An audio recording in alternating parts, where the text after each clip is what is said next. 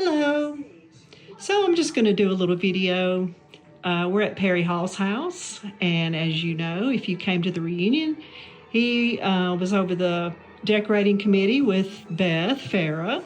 And so I'm just going to do a little small interview. I've always wanted to do something like this, and we're just going to go from here. So Perry, what were you in the top 10 of our class?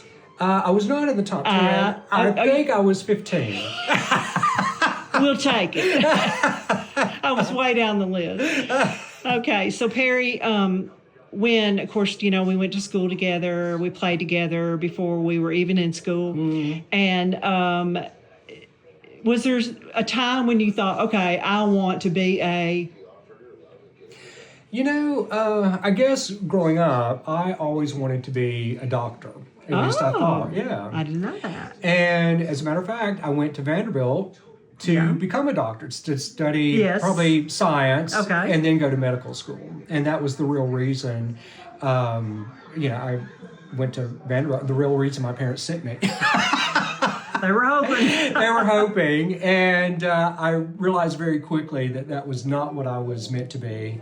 Okay. And I ended up majoring in English. Okay. Yeah. And, a lot of people think, what do you do with English? I mean, you become a professor or a teacher or something like that. But I actually used my degree. I went into finance, but I used my writing for a lot of the finance that I was doing. Okay. And didn't that help you in grants later in life? You were doing some... Okay. Right, exactly. All right, grant writing. Yeah. So after college, at some point you moved to Europe. Yeah, it was kind of a meandering way to get there. I did an internship in finance in Atlanta, and I decided that I enjoyed it, but if I wanted to stay in that field, I probably needed to be in a financial center. Okay. Had never been to New York, but I thought, I just want to move to New York, and went up for a 3-day interview trip. Loved it. I was offered a position, moved to New York, working on Wall Street. And my clients were all European. And so I traveled to Europe quite a bit because of that. But eventually I decided that I wanted to live in London in particular. And so I worked, oddly enough, for a British firm, and I was able to make that happen. I was the first one that had ever done that with them. They'd never done cross-border transfers, but they did with me. And I traveled all over Europe because of my clients, which was phenomenal. And what did your parents think about you moving even to New York? Well, they were very proud, and they were pleased with that. As a matter of fact, when I graduated Vanderbilt, I was talking with my mother at one point, and she just kind of took a pause, and she said, you'll never come back to Fayetteville. Oh. And... she was pleased with that. She knew that I was going to do something different. Yeah, right. She and my father both were very proud that I had transferred to London, although that was a bit far away from them. So they weren't exactly happy about that, but they were very supportive. Did they ever come visit? No, they never did. They were planning, they had the trip planned, and actually my father wasn't feeling well. Yeah, I remember that. He got sick, and so they had to actually cancel. Okay. Yeah. So most of you know Perry's mother, for the most part, was a stay-at-home mother. That's what a lot of our parents did, and my mother was. And your mom sold Avon, correct? Yeah, that's right. Mm-hmm. And it was always ringing our doorbell. Yeah. So I think that's kind of really how our friendship started, is you probably came with her because you were the youngest of all siblings. Okay, and so was I. And so we probably, hey, this is Perry, this is Julie, and y'all play while we're looking at the Avon book. So, and then as most of you know, that Perry's parents' farm there was connected to the old ballpark, not the new one there. And so when my brothers would play ball, then me and Perry would walk around and, pick up trash for a hamburger or whatever. That's right, yeah. So over the years, I'm going to ask you and then you did come back to Fayetteville eventually, but what was your favorite place to live if you had out of those three? Fayetteville, and by the way, he is in Decatur now, so we're at he and Tony's home, and they did a tour of homes, and that's why I'm here. And so I said, hey, let's do an interview. So out of all those...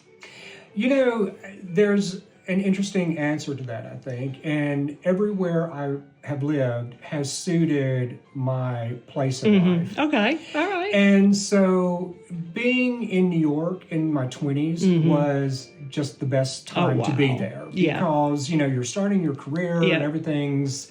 You're just new and different. It's not Fayetteville, Tennessee. No, it's not. But you're exploring life, and you're learning who you are as an adult. And then I moved to London when I was 31. Okay. And in my 30s and 40s, London was the time to be there at that point in my life. It's a little more sophisticated. Yeah. For sure. Settled to a certain extent. And so in actually starting and launching my proper career, that was a good place to be at that time. Okay. And then I came back in my mid-40s. My father had passed away, and it was just good to be back with my mother. Give her some support. Before she passed away. Exactly. And a friend of mine, I was telling her at work about my previous life, and she said, "My gosh, what are you doing here in, Decatur, North Alabama?" And I said, "You know what? I've never had a home in the suburbs and commuted back and forth, and it's very cool. I love this." So. And we are going to take a tour and let him show us around a little bit. So I'm going to stop the video only because I'm not sophisticated in technology, but we'll just go ahead, I guess, and do the upstairs. But this is the upstairs Perry and are in, and there's an attic. And then I noticed earlier, I just opened the door, and I'm like, oh, they have a basement. Yes. So I shut it right quick. Yeah, sure you did. Yeah. But I know you, Julie. I know you do. So we've had a great time tonight. A lot of people have come to the tour of homes, and overheard a lot of people's conversations saying this is the best one they saw, the prettiest. It smells good. It's inviting. I'm just trying to think of all the adjectives they use, but just a phenomenal decorating, eclectic. There's no two or three things that are alike. We go from horses to Tiffany to it's amazing. So let me just go ahead and stop it, and that we're going to do it in phases, and then maybe I'll get somebody to put them together. Don Counts. We'll get Don Counts. Don Counts is your man. All right, so I'm going to stop it, and we'll go from here. All right, so this is the front door, very welcoming, and the front of the house has these luminaries, which all the tour of homes did, and it looks like it's raining, so I'm glad it held off for everybody to come in, but we'll stick a picture in here of the house that Perry sent me last night. So anyway, I just wanted to show you the front door.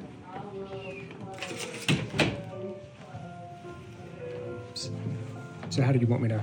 Yeah, just to start, telling about some pieces. Perry has some very interesting pieces in here. Let's just start with this painting. Oh, so I went through the Lincoln County Leadership Program, and Jennifer Stautel, an artist in Lincoln County, is where in the tan color? She's right here.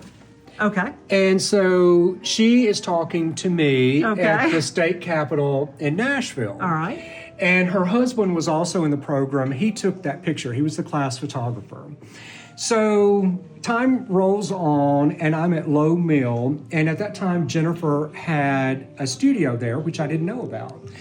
But I passed her studio, and she had this hanging outside. And I looked at it and did a double take, and I was like, wait a minute. That's me.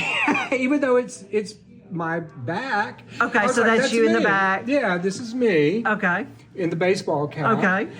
And so I went inside, and it was Jennifer, of all things. And so we had a good laugh. And she said, Jerry took the picture and the photo. And she said, I just thought it was a unique perspective of a picture or a painting of people looking at a painting. At a painting.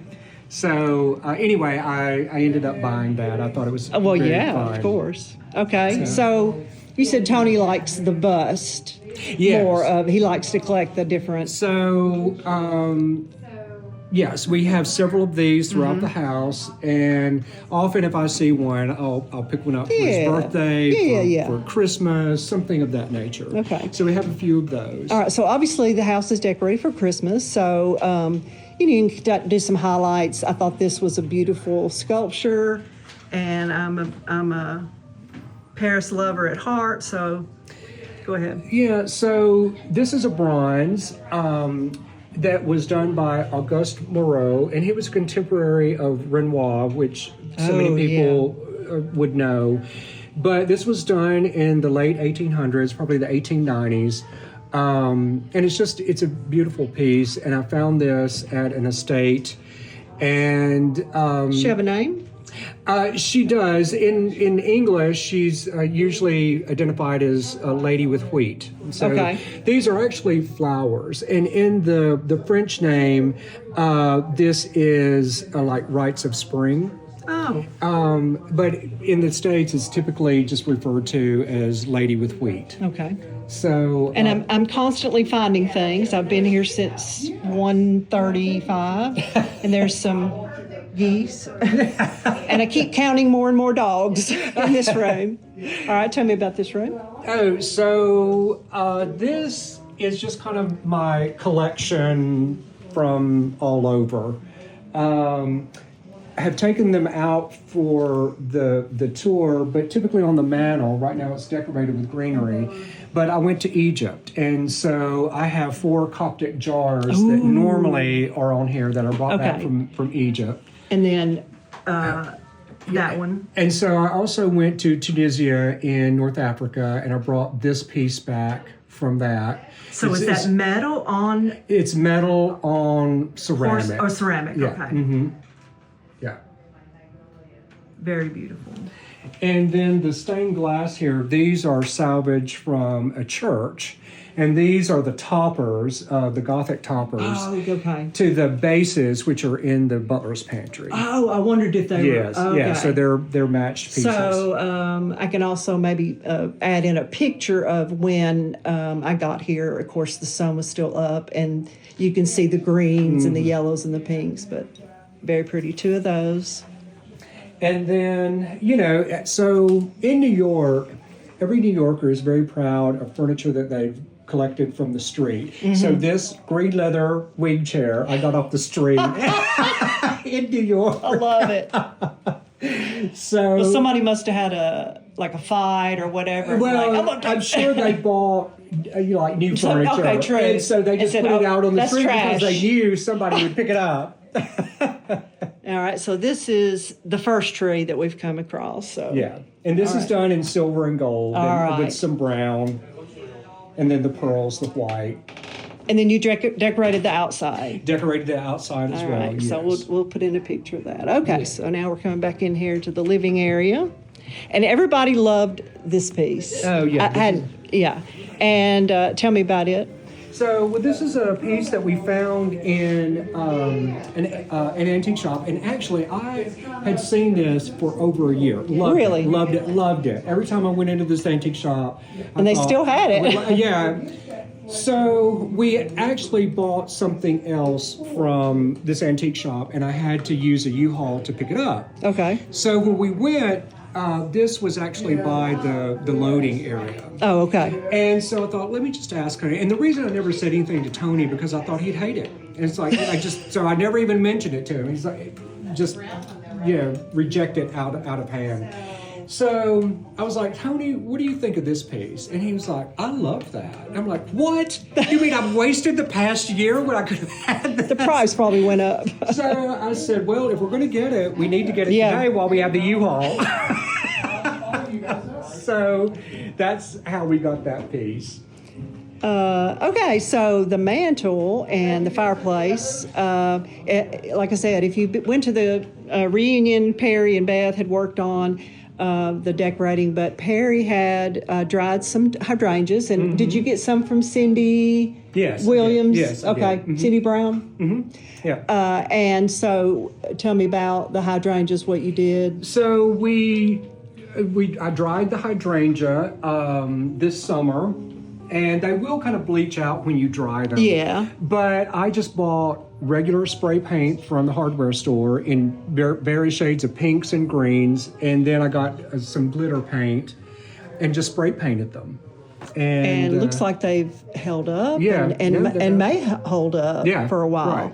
And then you added the pheasant feathers and the magnolia. Okay. Mm-hmm. This was like definitely a showpiece.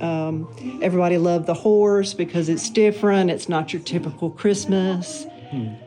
All right, so I'm just going to pan around here, and this is our second tree, which I did spot an Eiffel Tower ornament. Oh, yeah. But this was a popular piece, too. That's right. And he stays here all year, right, except for the Christmas Yeah, ball. so he stays out. He kind of moves around throughout the house. Okay. But typically we have we have that bust here, Oh, typically. okay. All right. But we decorate the deer with the ornaments at Christmas. And there's just something this, that's an eye catcher because it's something different. Mm-hmm. And, So this is Swarovski crystal. yeah, how beautiful. Mm-hmm. A lot of horses. Yes. And you said, did I overhear you say that your dad had some horses? Oh, so I was raised on a horse farm. I didn't know you were raised on a horse farm. Yes. And so at one point, my father had 30 horses. I did not know that. Yes. But cattle too? At one time, when I was young, he had some cattle Okay. for a few years, but he always had his horses. That was his hobby. He loved I that. did not know that. Yeah.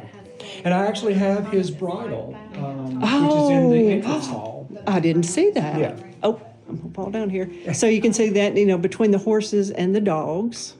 You got a lot of doggies.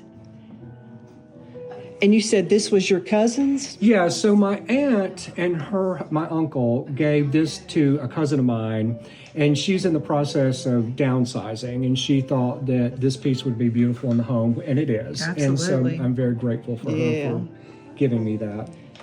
Do I have a gift under there or what? Well, no, you have one in the basement, though. You do. I do? You do.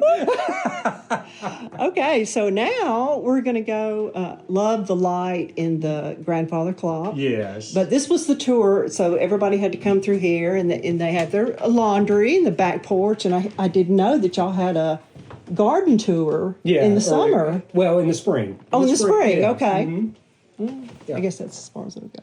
All right, so we have doggy treats. Your doggy treats, yes. And I was just amazed at, I'm like, where's the stove? But I found it. Beautiful piece, and I love this, what would you call that? Because some people call it a Florida window. Well, just a bay window. Okay, it's just a small window over the sink. And again, there's a stained glass window. It's a shame you can't see it, but no, it's in here. Okay, I was going to make sure we didn't miss that one. But just cute, beautiful, and love the lighted cabinets. All right, now he was telling me about some of these dishes, and that was your mom's and your grandmother. So I have my mother's china downstairs. I don't have anything from my grandmother. Okay. But I do have this, the Old Country Roses, which was my Aunt Nell's. All right. And no one in my Aunt Nell's family wanted these when she passed away. And they had an estate sale, and the estate sale agent said that China doesn't really bring anything anymore. And so they wanted it to go to someone who would use it. And they asked me if I would love to have it. And I said, well, yeah. So they gave me her China. Is that just a bowl, or what is that, a soup? That is the soup tureen. Okay. Up there. Wow, look at that. So Now, this did is any of these come barware. from Europe as far as anything in the home, as far as dishes or crystal? Let's see, do I have anything here? Yes, I brought some things back from Russia. And Ooh. I think I might have one piece. Oh, so I do have this. Oh. So this is Bluebells by Lomonosov. Oh, wow. And I brought this back from Russia. Beautiful. Love the gold around there. And so you have just as fine china as you got a dough bowl. Yeah. I like that. No, I like that. Yes. But, it makes it look like. Oh, I never noticed this part right here. How gorgeous. I keep saying if you find something in my trunk, we all know that I. Okay, so these windows match the arches. Okay, yeah, lovely, in lovely, the lovely. den. And they definitely look lovely in the daytime. All right, so let's go to the dining room. Yes, this way. And there's another tree. Love the French doors. Yes. So these were original to the house. Nice. And this is the original floor. It is the original floor. Okay. Did y'all do anything as far as, was it already refinished? Yeah, or it was they already finished. Okay. Yep. Mm-hmm. All right. Yeah. All right. So you and I are both on a table settings beautiful page table on setting. on Facebook, and Perry had posted this, and people went wild. Just how intricate and how different you have some of the goblets that have been passed down as well. No, so these are these are Bohemian crystal glass. Okay. And I collected these from Prague when I went there. I had a client from the Czech Republic, and I went to Prague a lot. And so these are mouth-blown, hand-cut crystal from there. And I bought those to go with the Christmas china. Okay. Yeah. And was this an heirloom or you bought it? No, this is Tiffany carried this in the 90s through the early 2000s. Okay. And, when I lived in Manhattan, I loved it and started collecting it. And I got probably half of it bought, and then they discontinued it. Oh. so I've had to finish buying it on eBay. On eBay. Okay, I was going to say any kind of selling platform that you'd be able to find it. Yeah. Right. Yeah. All right, there's the hydrangeas again. Candles. Now, I do remember, I'm going to just pan around here, the piece in the back, the window, because you had that in your office in Fayetteville when you were there. Yes. So when I lived in London, I actually found this at an antique shop in Atlanta. Oh. And this was before windows were kind of a thing. Yeah. But I found this and loved it. Love it. And I thought, my gosh, I know someday I'll be able to use that some way creatively. And, today these things are so incredibly expensive. And I paid $65 for Oh, I'll give you 70. Okay, so beautiful tree. Now tell me about the crystals, because I didn't know this, and what a treasure. Yeah. So my mother actually made these beaded pieces. These are icicles, and then she did the snowflakes. So she made all of those. I mean, all of them. I mean, there's they're everywhere. Yeah. And you said the red birds were for your mother, your father? One is for my mother, one is for my father, and one is for my grandmother. Okay. And she was the only grandparent I knew. Oh. Yeah. Here's another one. Looks like your stuff. Now tell me your name is again. And then you have the Christmas cactus. He's almost gone. Yeah, he's almost gone, but there's two or three. We'll actually probably have, we have a few more. So we'll have another flush in January. It's a 1906 Foursquare. And are these the curtains you leave in here all year? Because Yes, it just looks yeah. perfect for... Yeah, that's kind of just leave the red up year round. All right, so we're going to stop and then go upstairs and come back. Okay, now we're upstairs. So this is one of your guest bedrooms. Yes. Okay. Mm-hmm. And I noticed right away when we were here the ceramic trees, and you said these are Tony's grandmothers. Yes. Mm-hmm. Okay, so are there any in there, or is that just a little village? And so this is a village, and Tony's sister collected these ceramic Christmas houses, and there's a church in there, etc. The trees, and so we keep this up actually all year round. Okay, love it. Yeah. I love the large lantern. Yes, and so there's a Barbie in the lantern, but the reason that's there, my mother actually crocheted the wedding dress. On the Barbie? Yeah, well, it's just a dress, but and then she put the Barbie in it. Oh, okay. Gotcha. Yeah. Okay, there's the Fayetteville Courthouse. So my mother and father had that. Oh, so really? That's from their house, yeah.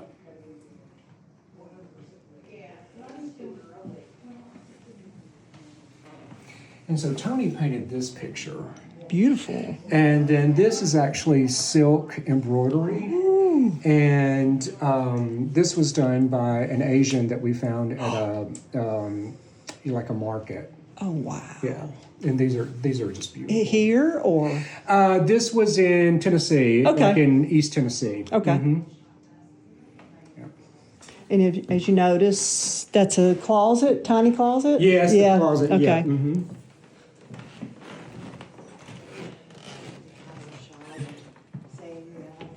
Cute little bathroom. There's another stained glass window.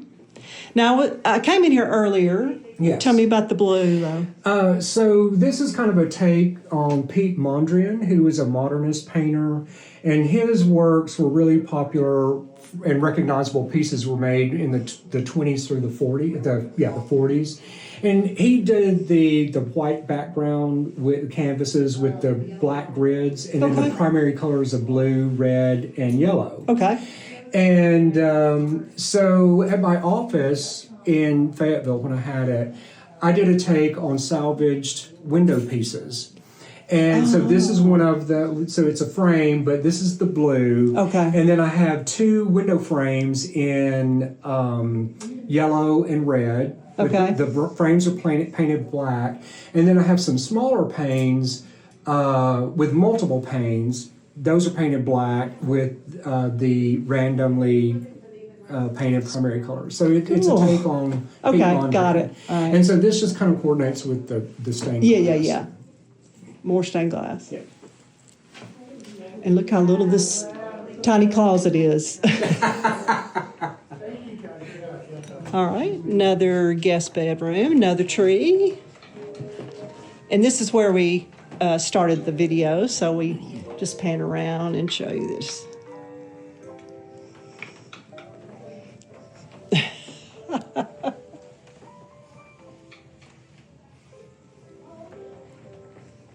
Another bathroom. Did Tony do that? Yeah, see his name? Yes. Mm-hmm.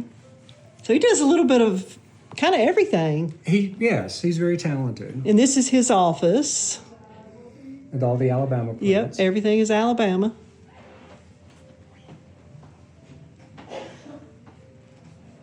And an Alabama tree. Very nice.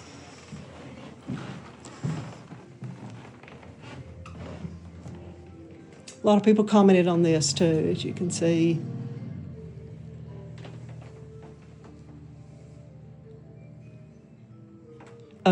Was this an outdoor?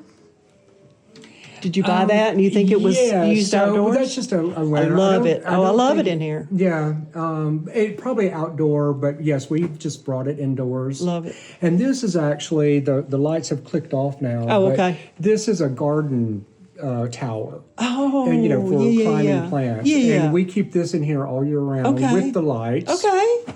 And that just stays there. Now, Love the tree we put in for Christmas. But, But the tower stays. Nice.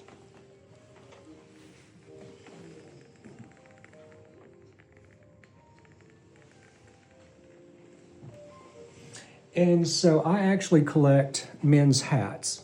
And the Okay. majority of them are vintage. Mm-hmm. And so this is part of my this is part of my collection. Love it.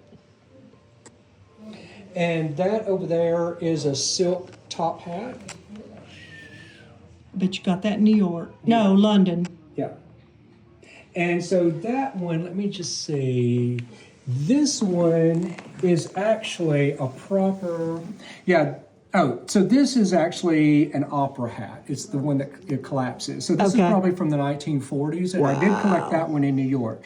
This dance card here, actually, that is from one of the original owners of the house, and it's dated from the summer of 1913, and that's her dance card. And so my neighbor had that, and she gave that to Tony and me. Oh, wow. So that's kind of from one of the original owners of the house. That is so neat. But yeah, there's just a collection, different styles, but they're all kind of very nice hats from their day. And this is just part of the collection. Yeah, I saw some downstairs too. And I'm loving the red chair. Tony had to have that. Oh, of so course. that's his. He loves It's that. Alabama chair. Yeah. Another tree.